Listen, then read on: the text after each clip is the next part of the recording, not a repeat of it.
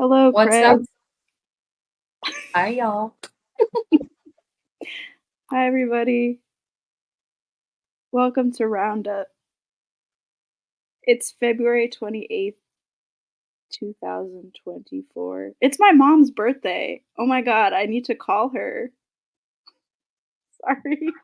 Hannah, no shade. It's What? 9 o'clock and you just remembered. Yes. Dude, Wow, I might dude, need to sign off this call right now. thank you for making all of us feel like better sons and daughters, though.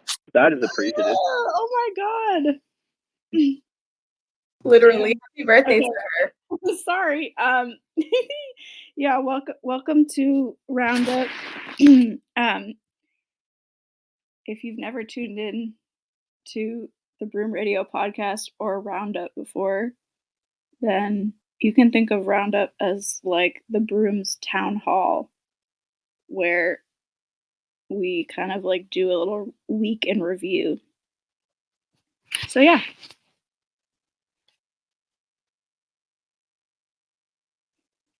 Yes, let's get our town hall on. Thank you for the sick intro. Also, yeah, again, happy birthday to your mom.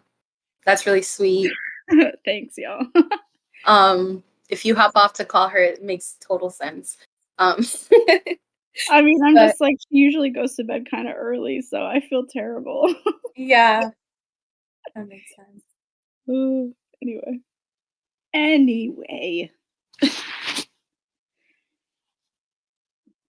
So I'm gonna go to the thread to see what to round up for this week, but also y'all can go ahead if there's things that we want to or you want to talk about that have been happening in the broom. It's been pretty active this week, I feel. We've had some threads started on ADHD, on sexual energetic hygiene. We've had conversations in the Sharia Away lineage space about the Holy Spirit and its correspondence to Kundalini. Julie recently started Dream Receipts, which is like a ledger, I'm assuming, to document her dreams and like dream shielding prophecies. And there's been a bit of talk as well. I'm doing the most superficial roundup, but I'm just kind of naming some of the topics that we can talk about. But Psychonaut and I have been having a conversation in Awen and Tuta Culture. The threads regarding those lineage spaces and Psychonauts here, just in case it comes up today. So that's what's on the docket. I know this is really unrelated. Well, it's not really unrelated, but I was thinking about the word prophet today because you said dream prophecies. And I think it came up in Archetypal Hour too. Ever since Archetypal Hour, I've been thinking about the word prophet. I don't know how that relates, but maybe it does. Maybe it does.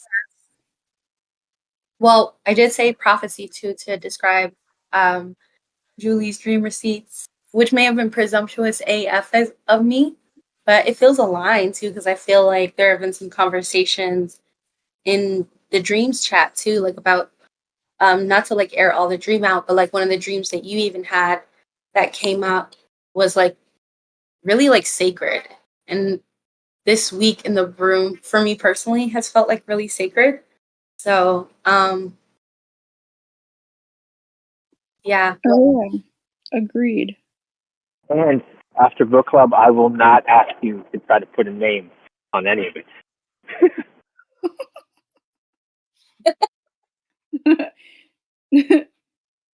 That's a reference to the Sharia Way book club, by the way, on namelessness. Yeah, this week has really been packed, actually. Jeez. I know, like the live containers too. I'm thinking about it now. I'm like, okay, well, where to begin? What feels alive for y'all? Yeah. I'm really down to recap anything. This kid.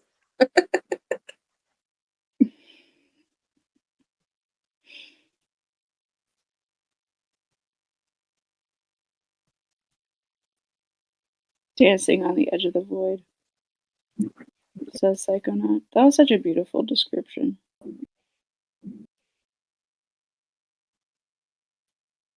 Dancing on the edge of like that. It's kind of funny because, like, I feel like a lot of the topics that have come up, like ADHD, for example. I mean, I feel like I talk about ADHD all the time, or maybe I don't, and I just feel like I do because I think about it all the time. Mhm. You know?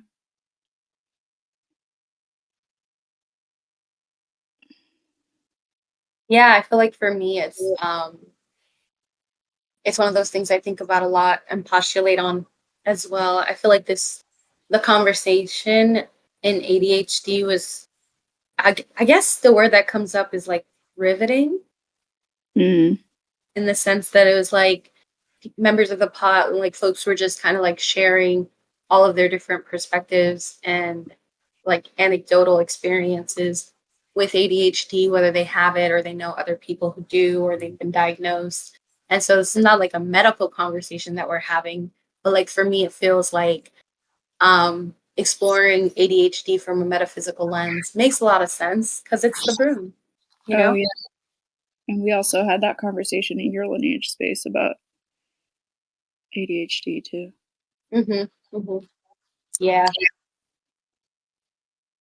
And it's just interesting, I feel the interplay between um I won't even say like the traditional medical complex because I feel like most most of what's interesting to me is like the interplay between like pathologizing um different experiences and then like the way that like medicine people and shaman, which I talk about often, so I don't want to be like a broken record, but I'm always thinking about it from like the shaman's perspective or like the like bush medicine person's perspective on things like ADHD or like spectrum disorders, Mhm.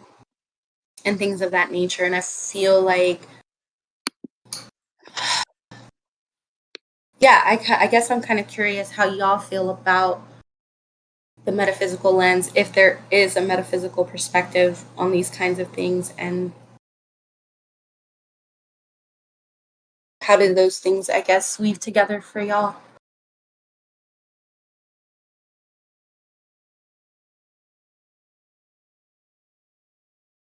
Mhm. Adam and are mentioning prophets.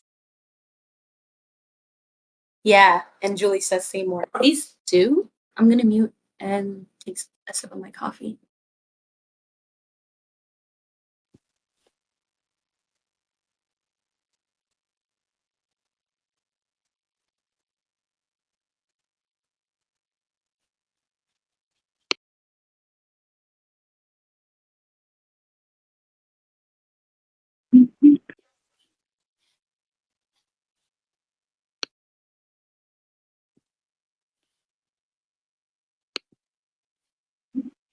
I'm not sure what to say about it. Like, wait, that felt kind of like, I mean, I like put it in the chat and now I'm like, it feels kind of spicy. Like, I don't know. I don't know what to say about it. Well, one thing that comes up for me is the way that prophets are. I think it came up in the archetype. Now I'm remembering like that they're never really liked in their hometown for the things they say, for the information that they have, the gnosis often too. So I think there is a connection there where we probably have lots of prophets among us that treated as completely out of touch with reality, where perhaps they are offering extremely relevant information in the proper context, but you know they're not considered the same kind of prophet. Does everyone know the story of Cassandra? That made me think of it. I don't think so. Do you want to say more or tell us what it Sure. is? So it's believe it's a Greek story. There was a woman who was a follower of Apollo, um, who is the god of medicine. And in the story, she is considered very beautiful. So Apollo, of course, but she's taken this vow to be a virgin, like a virgin priestess, basically. And then Apollo's like, "Hey, she's really hot," or whatever. And he's like, he wants to, you know, make love to her, and she's like, "No, I actually took this vow to be a virgin." Um, and then he's like, well, he's basically insulted, and I believe because she rejects him, he curses her with the gift, or he first entices her with the gift of prophecy, that he would give her the gift of prophecy if she and him, hooked up, and then so she ultimately said no, and then he was like, well, damn, I'm gonna give you the gift of prophecy anyway, but nobody will ever believe you.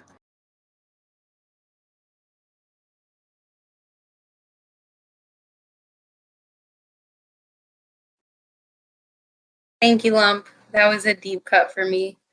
Damn. That's cold, Apollo.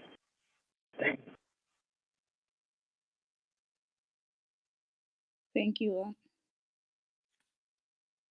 I don't know. Why It did just that? kind of hit me. It hit me.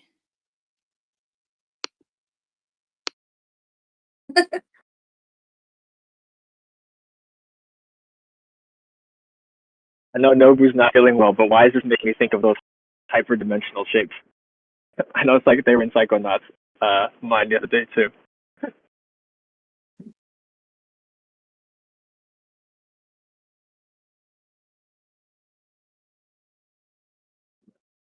I'm gonna read out some of what's happening in the chat. Um, so before Lump spoke to the story of Cassandra, which I'm curious too, Lump, if you want to say what made that story come up for you, because that's been a particular piece of lore that's been like super powerful for me, I'd say, in my path.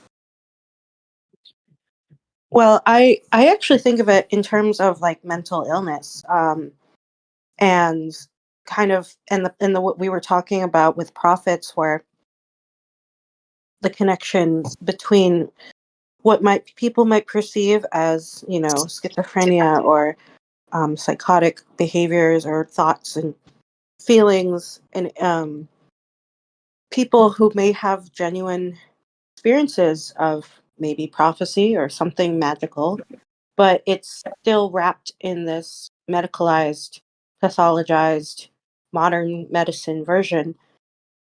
Because I don't know, it's hard to explain, but for me, it always reminded me of the experience of having had myself psychosis, and I kind of related to the character of Cassandra, um, feeling like, I might have some insight into things, and have genuine experiences, but I've also been wrong, and when I'm wrong, it's like really wrong. I can still, but if there was some grounding, if I had been guided by a teacher, a guide, someone who could have taught me how to like see more clearly and more, accurately, rather than the mess that I have to deal with because of, who knows, trauma may be altering the messages, so to speak, that I might get, and sort of distorted, so I get distorted messages. And I thought, I could relate to Cassandra in that it's like, I feel like I do have something going on there, but nobody would ever believe me, and that's the kind of feeling you get when you're like kind of experiencing this the modern version of what somebody might be having a prophetic experience. Thank you for saying that. Wow, and it it does remind me of like the conversations we've had in the room recently too on gnosis. This process to find your way to like the inner guide, the inner guide in a grounded way, and coming back with knowledge Wow. Thank you.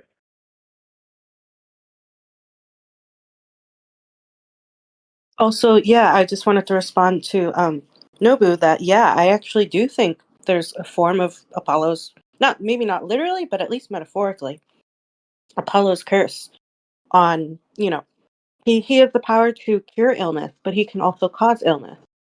And that was what made me think, like, he caused this curse, this mental illness, basically. Everybody thinks she's crazy. And doesn't that speak to the power of a name too? Speaking of naming things. That's what this conversation always makes me think of. How it's like when you label something, you have the power, like the psychic influence that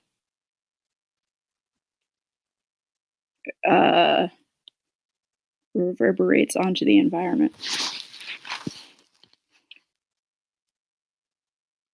And that's how I've always felt about like a diagnosis of ADHD was like, well, that was like a inverted naming magic.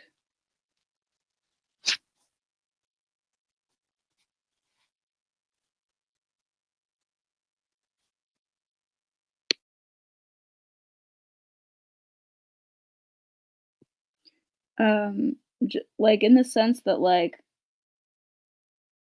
once I felt like that was something that was like projected onto me, and it's like, well, that's one perspective, but now that colors my entire experience, right? Yeah. And it reminds me of some of the conversations too, like where you're going with this. Reminds me of some of the conversations we've had in the Sharia way and adjacently in other places in the broom.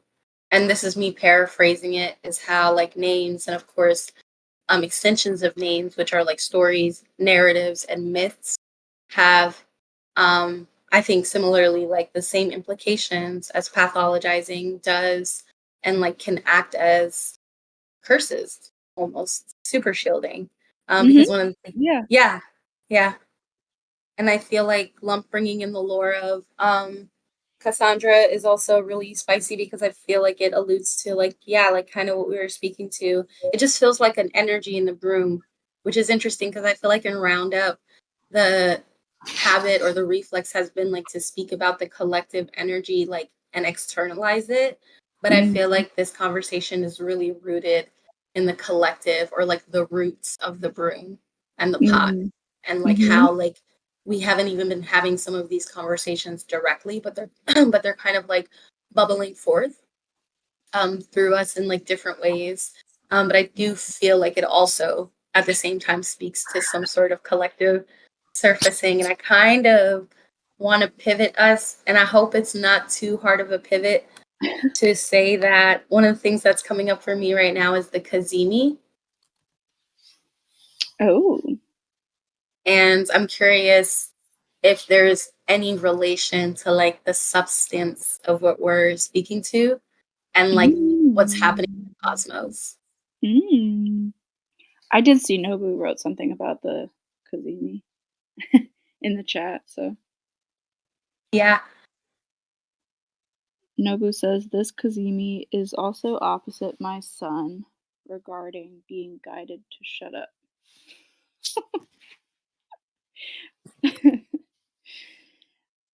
Can you say more on sorry No, it's okay. on the cazimi this time? Because I've been hearing about this happening, but I'm not sure exactly what it's meant to, like, what's actually going on. I feel like we will unpack. Yes, thank you for asking. So the way that first of all, I really love the word cazimi. Can we just take a moment to honor the word cazimi? Cazimi, Cazimi, Cazimi, Cazimi. Okay, I'm gonna mute. Okay, thank you.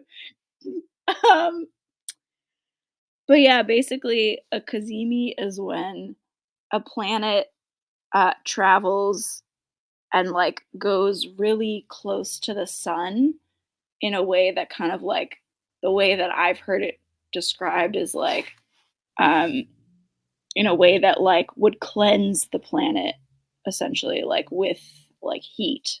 So if you imagine like and in this particular cazimi Saturn, there's a Saturn um cazimi. Yes, purification, exactly.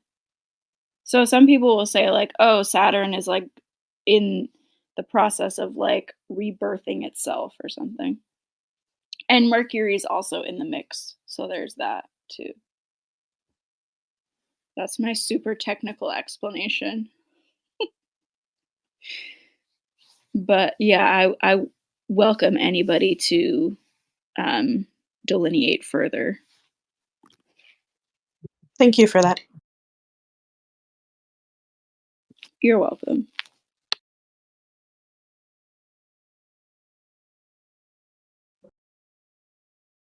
Mm. Yeah, I appreciate that too, Anna.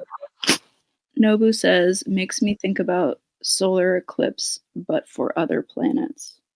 Interesting. Yeah, I could kind of see that.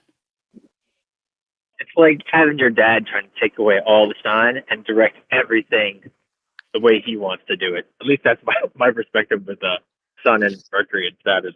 Kind of dysfunctional family vibes for me. Wait, can you say that a little bit slower? It's very windy here too. I don't know what my sound is like right now, but like dysfunctional family. Like in the Vedic tradition, like Shani is the son. I mean, is the son of Surya, the sun.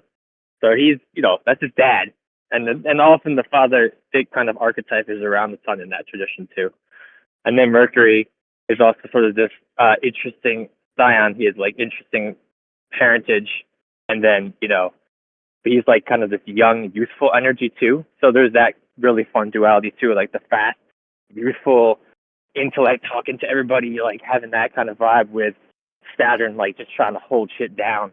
And then you've got Dad there, and they're both trying to impress Dad, and Dad's like, no, it should be this way because the sun's always, doing its thing. This is just my ridiculous perspective, so please take it with a huge boulder of salt. Thank you. Yeah, because also like the sun and Mercury have like an interesting polarization. Like I don't know that opposite is the right word, but like they do seem polarized, the sun and Mercury. Like I often think of like Mercury as like the sun's um like the medicine that the sun needs or something. And vice versa. Flyer younger brother question mark Oda says. Yeah, since we're kind of just like projecting on the planets right now, I'm like, I do see Mercury as that. Sorry, what was that? I do see Mercury in that way that aligns. That really aligns for me. I appreciate you naming that though. Like, yeah, we are projecting on the planets right now, and I apologize, Mercury. I wanted to say it loud. Okay. On under Craig's supervision.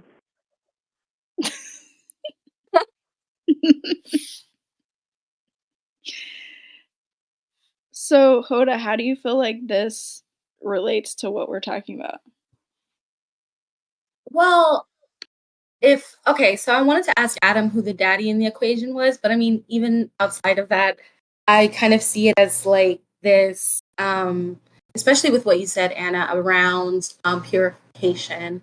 I'm starting to see, um, without getting too meta with it, I'm like wondering if these topics and like this conversation about gnosis and like the karma of, let's say, psychic sites, right? I feel like it's really paramount for a planet like Saturn and a planet like Mercury to have these kind of conversations with the sun. And I almost kind of see it as like they're speaking their desires, like petitioning with the battery, the core of our solar system. And I feel like, Ooh. yeah, I know. It's kind of interesting because I feel like Saturn gets to kind of like get some shit off of its chest, and then Mercury gets to like do what it does best, is like be like super receptive and like take commands. And like literally at some point today I was like meditating because today is Mercury day, and I was just imagining how quickly Mercury moves and how quite literally and almost in so many different lineages it relates to this embodiment of being a messenger, and how those messages aren't just like at the behest of just one planet. And it's not like Mercury shows favoritism, but it's just really special that in this moment that the sun and Mercury and Saturn as well are in this sort of cosmic triangulation. And I think it's showing up for me in the room, um, in the sense that all of these conversations are so varied, but they do have this very mysterious like nexus point that I can't necessarily name because it Ooh. feels like beyond naming I at this can current. I feel it though. Yeah. Yeah, like I wouldn't be able to describe it, but like the way that you just weaved that was really beautiful, first of all. And yeah, I can definitely I see what you're saying, I think. I think. I also just think it's funny that like Hoda, you'll be like, I'm not an astrologer.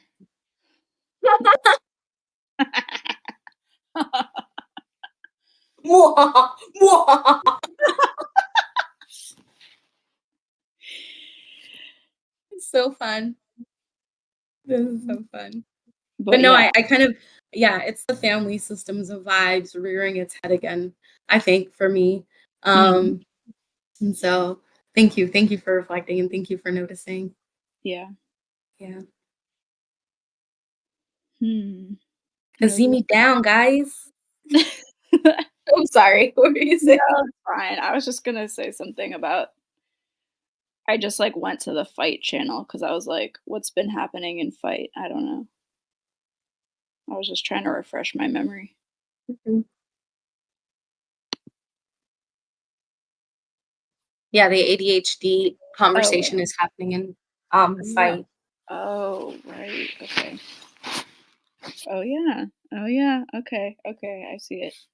I see it. Yeah. And also this ADHD and sexual energetic hygiene right now. Sorry, I saw Adam unmuted himself, so go on. Mhm. Sexual, energetic. Woo! Sexual, hygienic. Woo, baby, sexual, hygienic. I just think that it sounds so nice.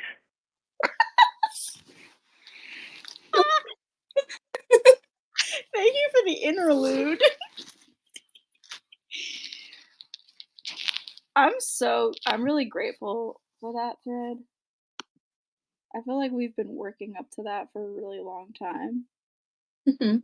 There have been so many iterations of this conversation that have Yeah. just been like little gestational seeds in the broom. Uh-huh. We've been trying. It's like, wow, we're really here? That's crazy. Mhm. Mhm. What's been coming up for y'all around the topic or just around the conversation? Mm.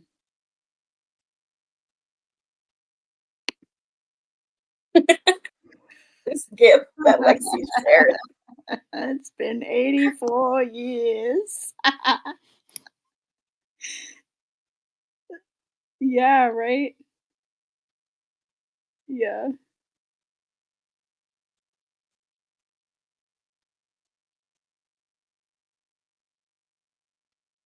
Yeah, I'm holding space for people to answer that question, Hoda, because I don't know how to answer it right now.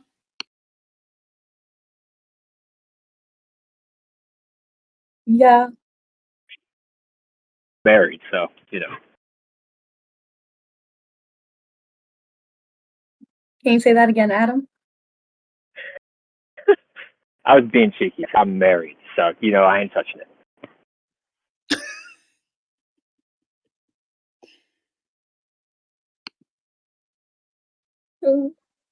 That feels wise. No, actually, it kind of feels like a cope, but I feel you. I feel you not wanting to kick it off because you might be so like good on it. You're the best.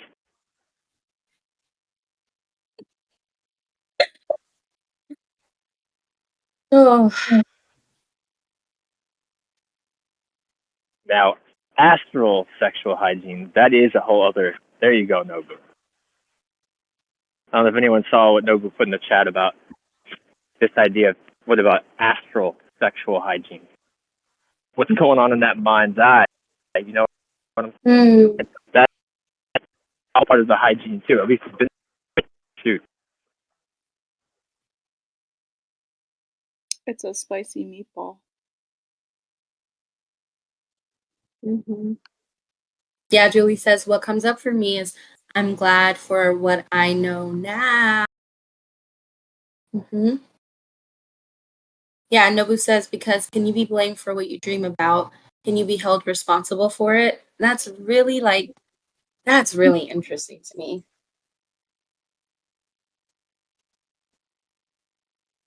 Because I feel like for me, like astral intimacy is probably like where like the first flutterings of intimacy happen for me. Where I mean, most people probably do, and they probably wouldn't call it astral, but the way that I would describe it is like kind of like,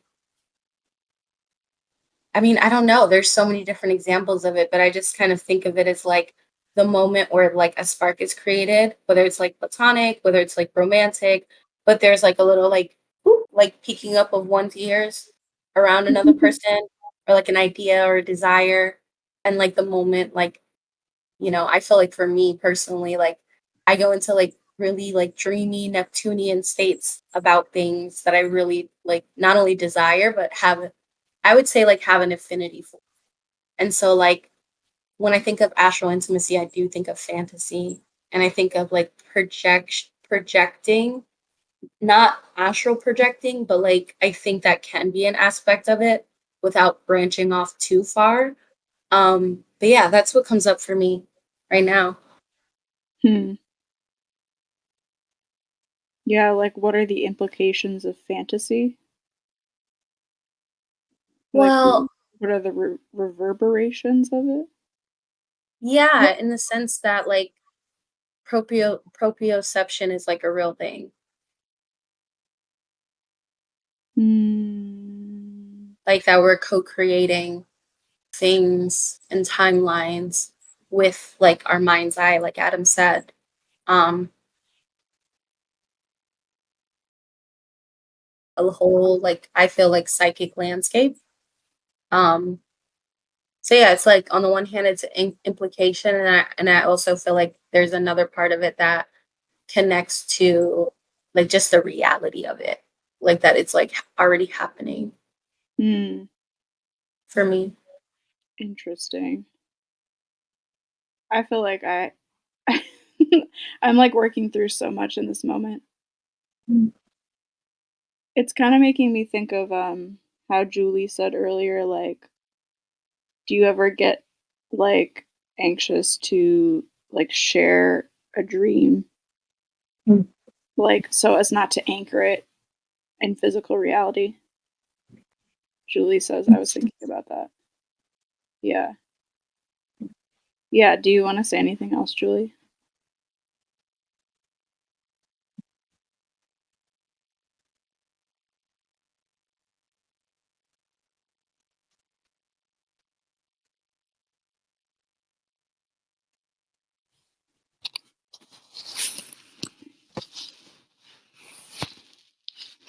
I'll read this while Julie is typing. I suppose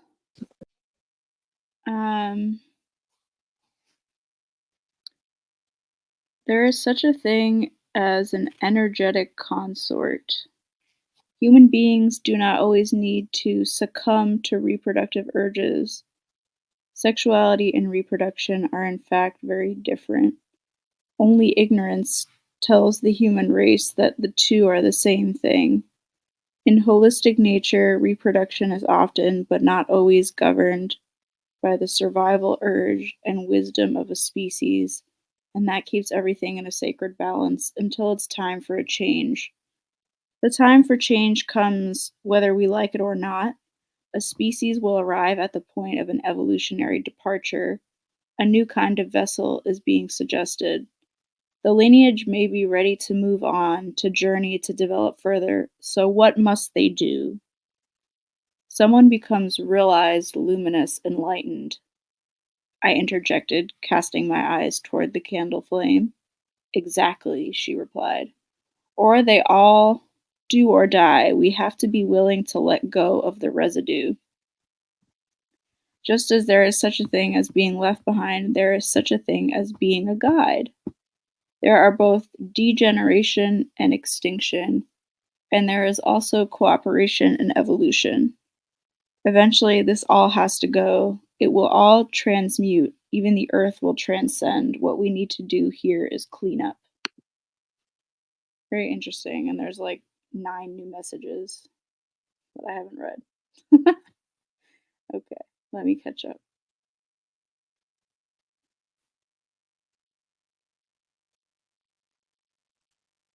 What does that bring up for y'all?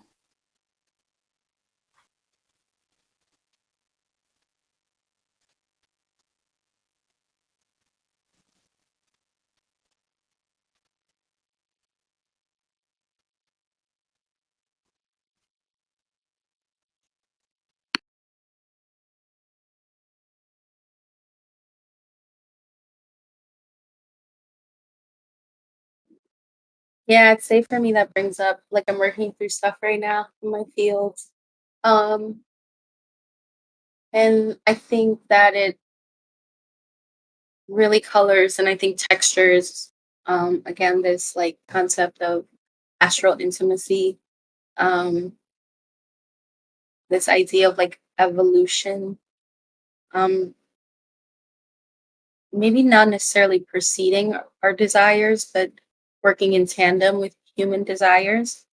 And also what's coming through for me too is like a refinement of what I think evolution is altogether, and kind of seeing it from a more like metaphysical perspective, um, especially regarding like what was said about lineage.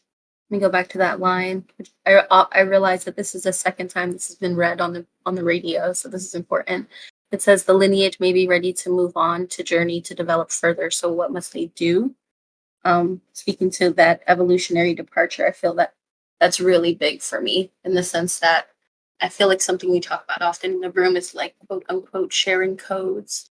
And a lot of people, I think, Mhm. in spiritual communities talk about sharing codes. And so for me, this kind of really brings that down to earth in the sense Mhm. that like it speaks to like every lineage's karma, which is, I think, for me, karma relates kind of to like what Hazrat Khan calls karma, which is more like fate to me, and like destiny.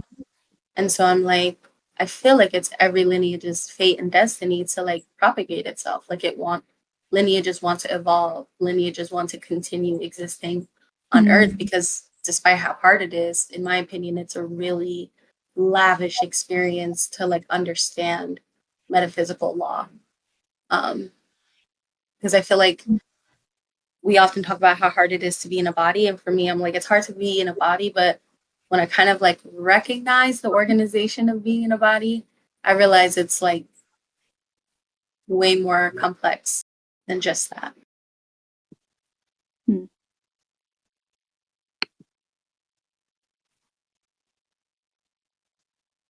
I'm gonna read out some of the chat.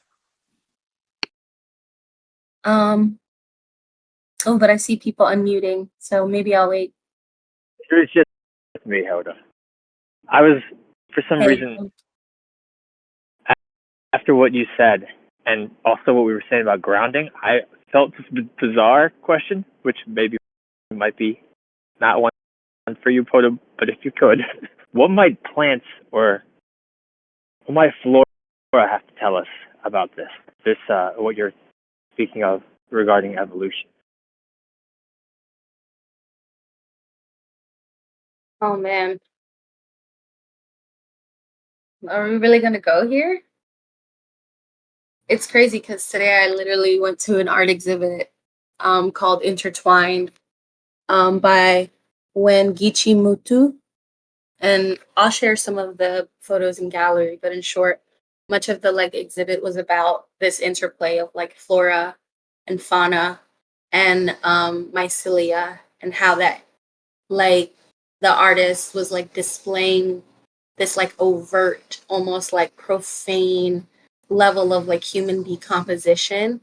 And as that decomposition was being presented, there was this like juxtaposition where there was this like imposition or like reclamation of space. And that's kind of like how the artist named it, like reclamation of space of nature. Um, and it's, oh, that's so interesting. And so there's some shows on this actually too that speak about like mycelia like taking the world back, but they're very dystopian. And I feel like what this artist was doing was totally different than that. It was like way more grounded and rooted in lineage.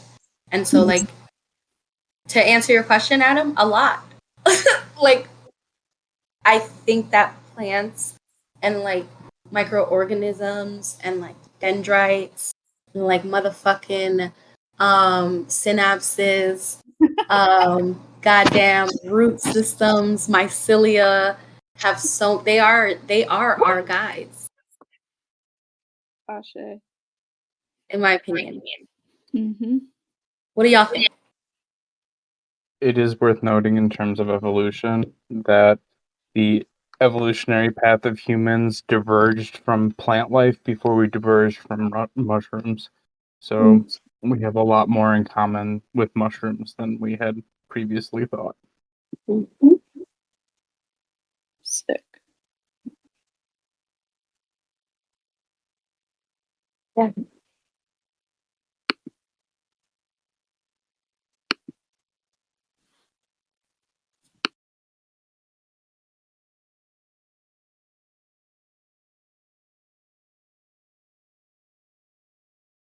Okay, now I'm gonna read out the chat for real. Also, I feel like this container got vast. Question mark? Really fucking big, yo. I know. Like, wait a minute, what? I was like trying to scroll back to see what Julie said, and it's like 85 messages ago. Go on then. I wonder, Julie, would you be willing to unmute or like can you unmute?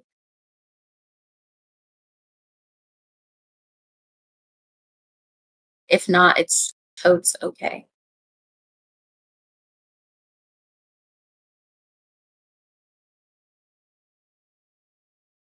No worries, no worries. Okay, I'm gonna read out a bit of what Julie said earlier. Julie was saying in regards to what we were speaking to earlier, because it does feel like, because that's what it feels like, a whole landscape. When and how I am building that landscape to break through into reality. When am I seeding the quantum foam? Woo. Who farms the foam? Wow. Wow.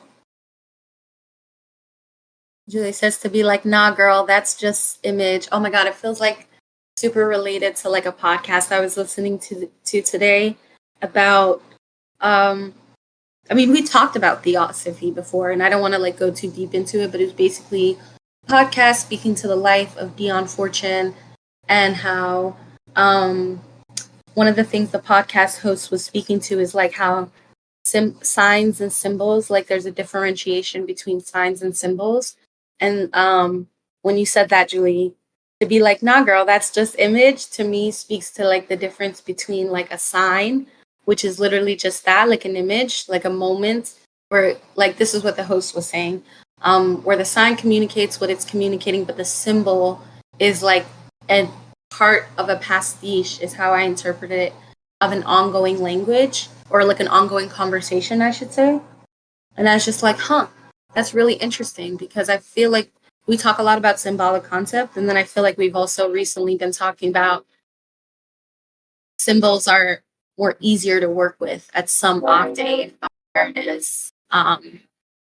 So yeah, I'm gonna mute for a second though, y'all. That train.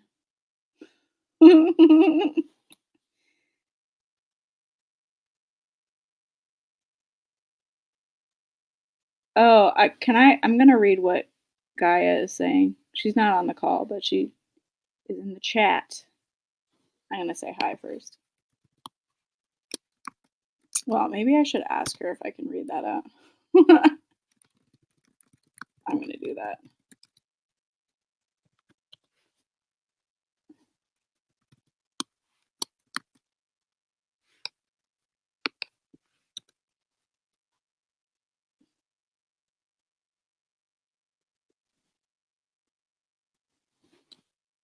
For the podcast.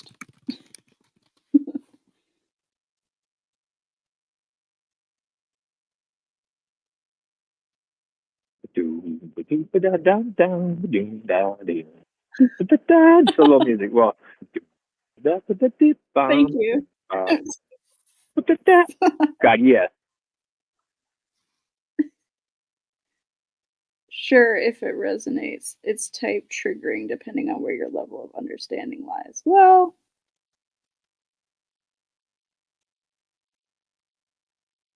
I mean, I think. Okay, I'm gonna read it. Gaia says, I can't get on this call, but I will say her point. She's referring to what I read aloud. Was that some lineages do not need to be reproduced because they are just causing more pain and suffering. Her point was also that not all women need to have kids. Some were brought into this realm as warriors, etc. I'm paraphrasing, but that's what I got from it. And also that our job as women is not only to reproduce. I feel like I don't know that I agree that like lineages there's like a nuance that like I don't know if I'm going to be able to put into words right now, but like I feel like from this it makes it seem like uh cert yeah, there's like something about the part that says lineages do not need to be reproduced that feels like a little bit controversial to me, like very controversial. But I guess what I'm getting from it is like, well, there needs to be like some uh like refinement or just like pruning, I guess, of like lineages that are causing pain and suffering.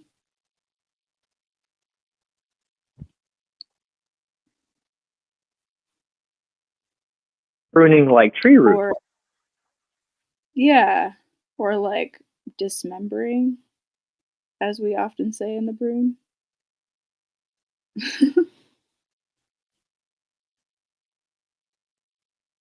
Like, yeah, I don't think that like whole lineages should be like thrown away or like yeah, that feels like kind of extreme to me, but like dismembering as in like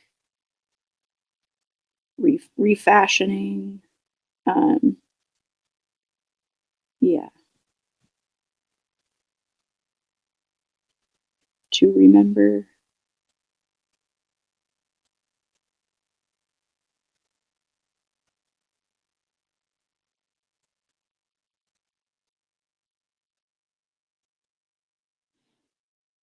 Yeah.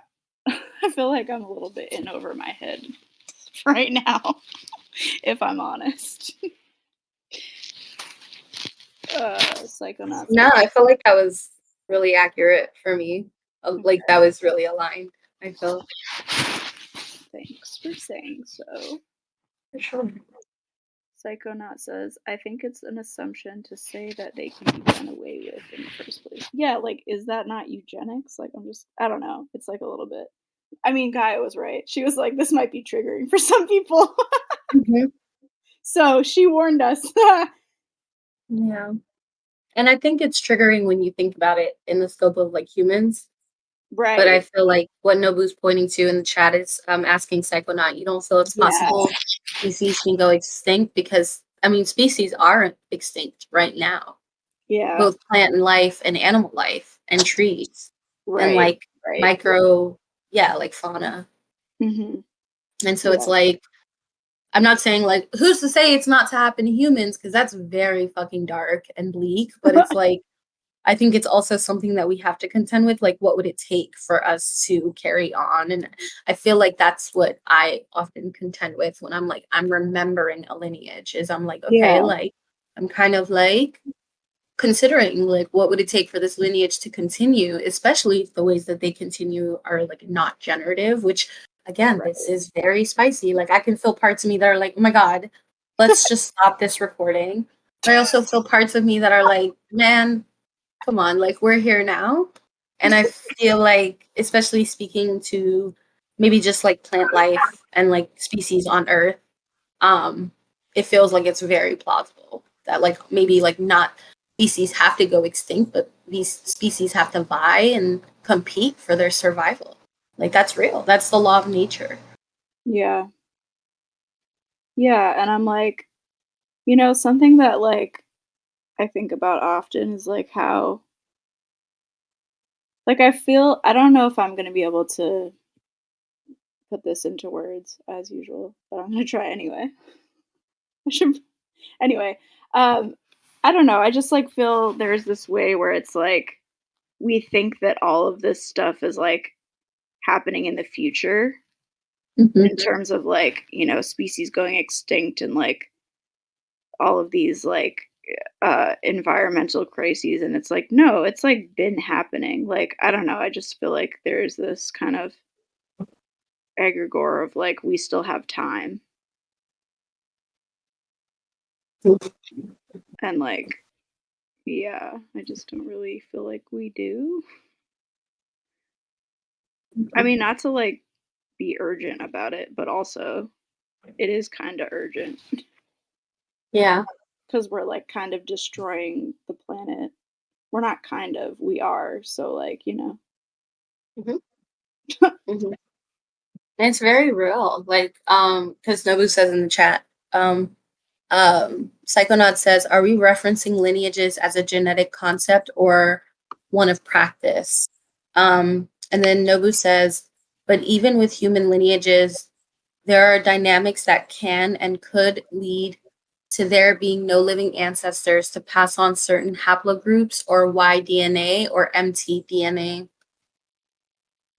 And in response to Psychonaut's question, Nobu says, I feel like we are talking about genetic lineages because of the passage's mention of reproduction. And I said, I think both for me. Nobu also says, but yeah, this also applies to lineages that are transmitted immaterially. And Nobu goes on to say, because those genetic geometries are portals for that lineage transmission in my experience. I said kind of. I don't even remember when I said it. My bad. Oh no, that was, I think he was referencing the part where I was like, not kind of, we are. Oh yeah, kind of. I think we totally are. It's fucking bleak. Yeah. Yeah, Oyugi says there has been a spike of countries report low birth rates, and that was what was also being reported in the article too, and like kind of the like loop back to sexual energetic hygiene. But like there was an article speaking to like why different groups of people in different countries and lands are having less sex, less children. Right. They're spending, it seems like, more times on their phone. And it's not like the article was really like presenting it in that polarized way. It was really just laying out facts. And I thought that that was really interesting. So I'm glad that you spoke to that, Oyugi, because I'm like, it's not that there aren't things, like, it's not vague to me, like the things that are kind of propagating, I guess, like the need for lineages to investigate how they propagate. And so, yeah, it's very real to me. Do. I think that's why we need to feed the soil, right? Also,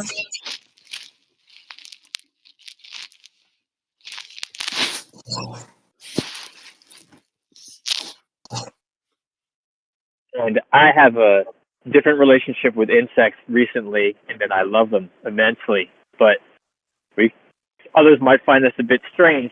but you can imagine ourselves as like the insects in the soil, cultivating better stuff so that something nice can grow. And some of these roots, like we'll talk about an immaterial root, the colonizer, egregore, which I think Noble mentioned in the chat, right? We can, just gnawing at that thing. Be our little buggies. We be little buggies in the soil, making things better as we go. At least that's what I like to play with every once in a while. These are just fun.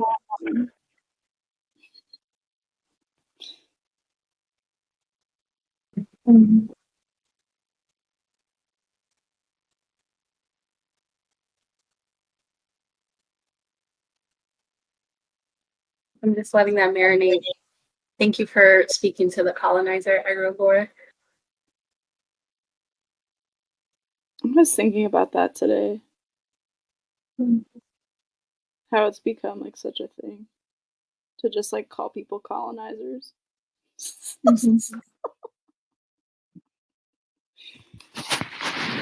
Colonizers be colonizing.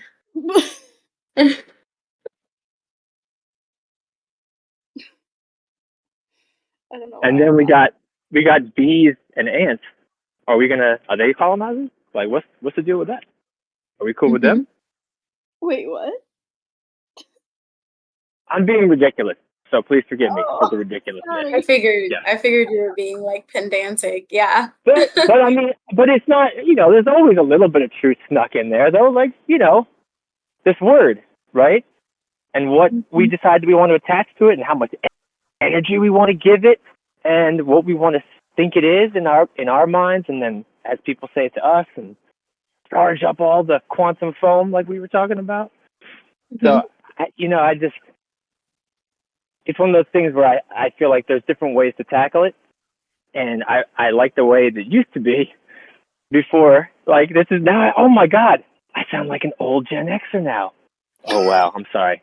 This really hurts me, but it's like where you could use humor.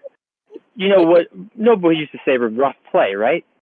Rough play in a this is very Mercury. So I'm wearing green today, so I feel like Mercury is helping me out here with this. I'm just trying to. I think the main point of my ridiculous travel right now is to find little cheeky ways to somehow find the humor in a really completely situation in order to have a sense of play that gives you some wiggle room.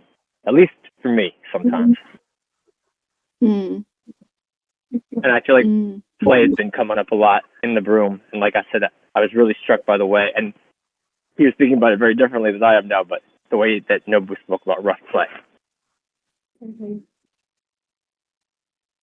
Yeah, thank you for speaking to that, Adam, because I feel like that's what this is. Like, even part of this conversation feels like play to me in a way, because I feel like it's helping me also like refine like parts of my perspective that like would kind of like duck and dodge these topics. And I'm like, okay, like how can I show up for these like nuance kinds of things? Like how can I overlay or like kind of relate the human experience to like the experience of another species? And like some people would say that that's a very like shamanistic perspective, honestly. And I would say that like, yeah, like I'm gonna read what like Nobu said in the chat. Can I say Nobu says, something? Yeah. Sorry. It's just kind of like also occurring to me in this moment that like I think like a really big part of all of this is like how like it's really important that we like expand our capacity to have these types of conversations.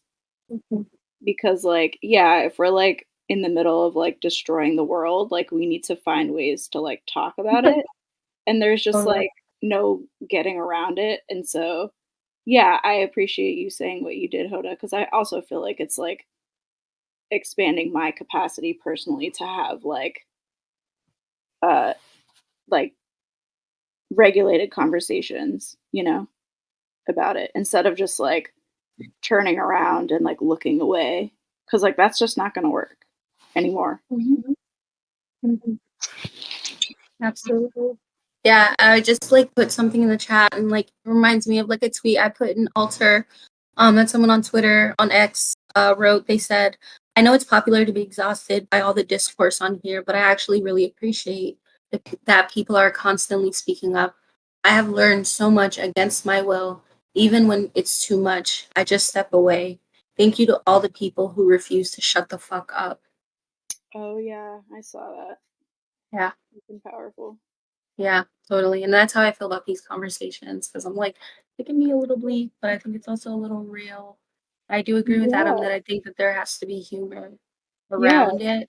But I think that humor is a bridge to like, and I think humor is a bridge to where those like experiences can be further like elucidated and people are not like isolated, like in their little corners, like the world is ending. It's like, Right. it's being reborn, like Oh. in my Yeah. opinion.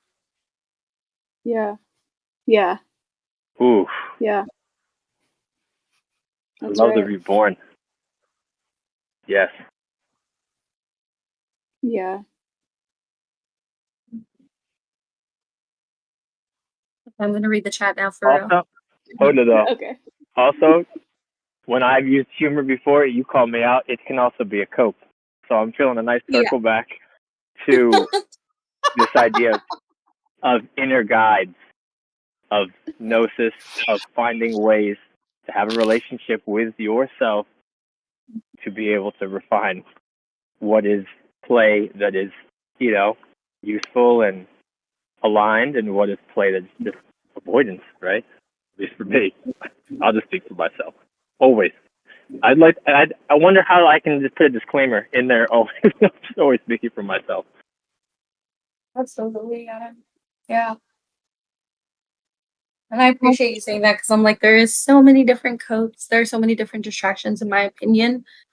So yeah, I appreciate you being real about that. What's the line from the Tao that we always quote?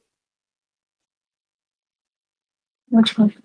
You know the one, Lexi. The eternal.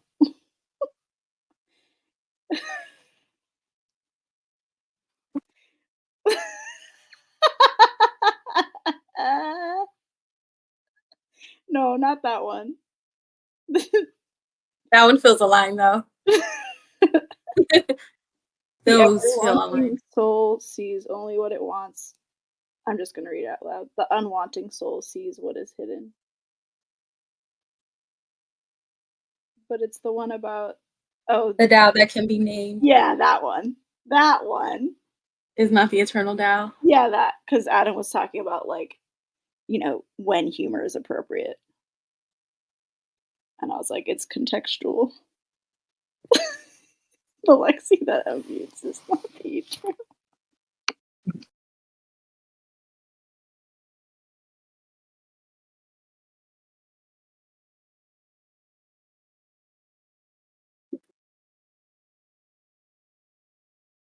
Ooh. It's impossible to. Is there like we need like someone down there in the chat that can come up and tell. It's so hard to. I'm reading it and I'm like, there's so much amazing stuff in this chat. I don't know how to bring it up. Poor Hoda has tried a couple times too, right? Like, it's just my circle back programming. that's it. That's like really like jumping out. Yeah, and Psychonaut says, well, if they really wanted to see the chat, because That's I'm true. like, They yeah, could be here. They could come. I'm almost That's right. exactly. Maybe Totally you an should option. join the room. I'm gonna just let Craig go right now and end the episode right there. How do y'all feel about that? Good night. Bye, y'all. Thanks for listening. Roundup. Join the broom. We'll be here same week, same time. Next week, same time. Like, subscribe, tweet, Instagram, all the Do